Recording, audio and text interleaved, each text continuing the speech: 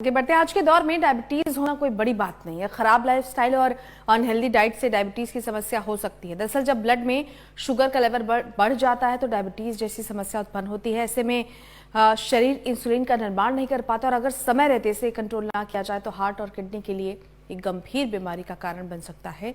तो चलिए डाइटिशियन शिवा कुमार से जानते हैं आज का डाइट प्लान। हेलो, नमस्ते, सत श्री अकाल। कैसे हैं आप सब? उम्मीद करते हैं सेफ होंगे, सुरक्षित होंगे। मैं हूं डाइटिशियन शिवा। आज हम बात करने आए हैं डायबिटीज मेलाइटिस के ऊपर और क्या क्या चीज़ें हैं जो हमारी डायबिटीज़ को इफेक्ट करती हैं।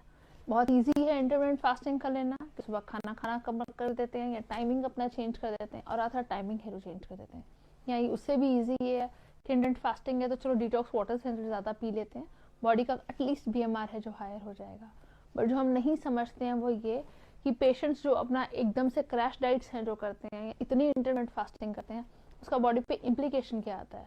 उसका इम्प्लीकेशन ये आता है कि जब भी आप इतनी ज़्यादा क्रैश पे जा रहे हैं और बिल्कुल minimal intake of the calories कर दिया है कि हमें सिर्फ बिल्कुल मिनिमल खाना है, मुझे वेट लॉस की गेम है जो खेलनी है, उसमें आप अपना मसल भी है जो टेयर आउट कर जाते हैं। मसल लॉस क्या इम्पैक्ट क्रिएट करता है, इस पर बात करना। ये बोन्स हैं, बोन के साथ जो चीज़ चल रही होती है हमारी मसल होती है जो बेसिक हमें स्ट्रेंथ देती है। आप खड़े होकर उठ रहे हैं तो आपके मसल्स हैं जो स्ट्रांग होने चाहिए। आपके हाथ अगर सामान लिफ्ट कर रहे हैं तो वो भी आपके मसल्स हैं जो स्ट्रांग होने चाहिए। लेकिन अगेन, अगर आपको ऐसा लगता है कि बहुत दिनों बाद मैं थकना महसूस कर रही हूँ या मेरे उठने बैठने में मुझे एक आधा मिनट है जो लग रहा है, तो जी हाँ, आपके मसल्स हैं जो वीक हो रहे हैं। इसका एक ही रीज़न ये नहीं हो सकता क्योंकि मुझे शुगर है इसलिए मैं हड्डियाँ कमज़ोर हो रही हैं। तो there is a difference between हड्डियां as well as a difference between our muscles. आप ये नहीं कह सकते बोन लॉस बहुत ज़्यादा टेंडर हो गया मेरी बॉडी में या मसल वीकनेस है जो ज़्यादा जा रही है। आपकी वीकनेस और आपका फैटिक रेशो है जो काफ़ी सारी चीज़ों के ऊपर डिपेंड करता है। अगर आप मेंटली बहुत ज़्यादा खा रहे हैं, जैसे कि आप अपने आप को ओवर एग्जॉस्ट है जो कर रहे हैं, बहुत अपने आप को फिजिकल एक्टिविटी में बहुत ज़्यादा लोग हैं जो 10,000 स्टेप 20,000 स्टेप इतने तो करने ही करने हैं। मतलब आप अपनी बॉडी की रिक्वायरमेंट है जो समझिए, rather than keeping up a goal for yourself. मैंने बहुत पेशेंट्स को देखा, खाना खाया then again they check their weight, after the washroom they again check their weight. इस ऑब्सेशन में वो अपने आप को जूझ देते हैं कि वो ना खाना खाते हैं, ना वो उस खाने को एंजॉय कर पाते हैं और ना ही अपनी जिंदगी को एंजॉय कर पाते हैं। हर थोड़ी देर बाद या तो BP चेक करना होता है या वो अपनी शुगर या फास्टिंग से चेक करते रहते हैं या वो और कुछ नहीं करेंगे तो अपना वेट चेक करते रहते हैं। ऑब्सेशन किसी भी चीज़ की कभी अच्छी नहीं होती। अगर आपको ऐसा लगता है कि ऑब्सेशन ही है जो हम क्रिएट कर सकते हैं, उससे मैं एटलीस्ट एक अलाइंड खाना खा पा रहा हूँ, तो आप अलाइंड खाना नहीं खा रहे हैं, आप प्रेशर में खाना है जो खा रहे हैं। और यकीन लगाइए, प्रेशर में खाया हुआ खाना कभी लगता नहीं है। अगर कभी याद हो तो नानी और दादी के घरों में जाके वो हंसते खेलते खाना खाना तो शायद हम लोग भूल गए हैं और टीवी और हमारे अलग अलग सीरीज के साथ हम अपना खाना खाना है जो इंजॉय करने लग गए हैं सो कॉल्ड। और मुझे ऐसा लगता है कि अगर आप अपनों के साथ खाना खाते हैं तो उसको एंजॉय कीजिए बनस्पत इस चीज़ को एंजॉय करने के।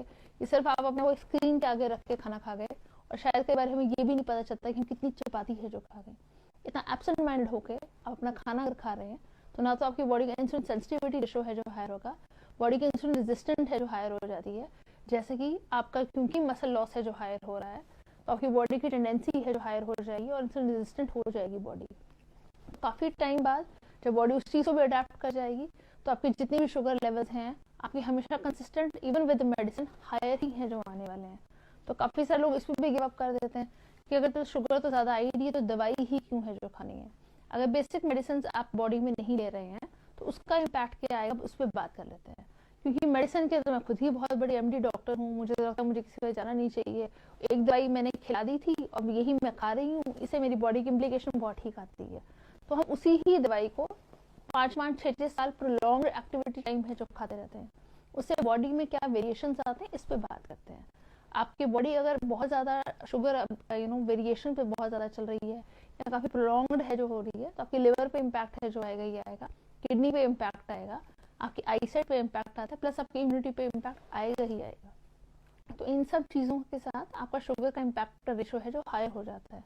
लास्ट ऑफ ऑल, अगर आपको ऐसा लगता है कि मुझे इंसुलिन सेंसिटिव नहीं होना है या इंसुलिन रेजिस्टेंट अपनी बॉडी नहीं करनी है तो क्या करना चाहिए, इस पर बात करते हैं। जब तक आप ना थकें तब तक एक्सरसाइज कीजिए। अपने आप को थका के एक्सरसाइज करके अपनी स्ट्रेंथ या एंड्योरेंस बढ़ाने का कोई लॉजिक नहीं है क्योंकि आपकी बॉडी कंपैरेटिव फ्रेजाइल हो चुकी है नॉर्मल पेशेंट से। तो आइए इस पर बात करें तो आप क्या क्या खा सकते हैं।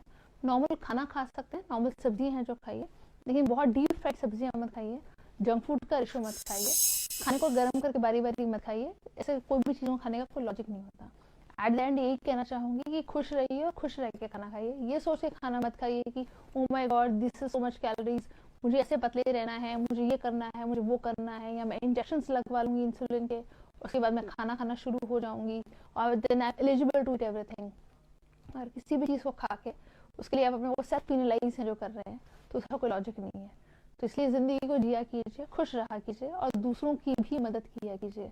बहुत सारे लोग सब इसलिए हमारे आंखों के सामने से रह जाते हैं क्योंकि शायद हमने उन्हें देखना बंद कर दिया, या शायद इसलिए हम उन्हें छोड़ जाते हैं कि ठीक है यार मैं अपने लिए सोचूं या मैं सबके लिए सोचूं। और मुझे ऐसा लगता है कि थोड़ा थोड़ा दूसरों के लिए भी सोचना चाहिए, अच्छा होता है। Thank you so much for joining.